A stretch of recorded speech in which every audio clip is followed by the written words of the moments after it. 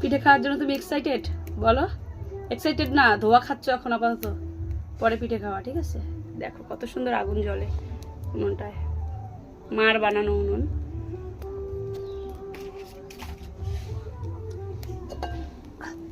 কত সুন্দর ফুলেছে না?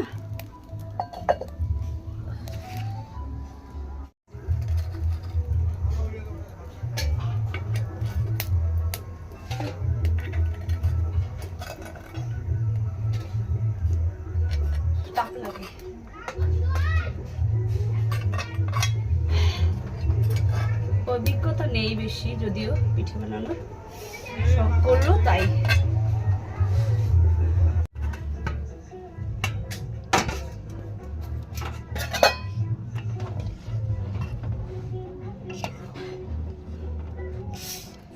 কে কে খাবে পিঠে খেয়ে যাও।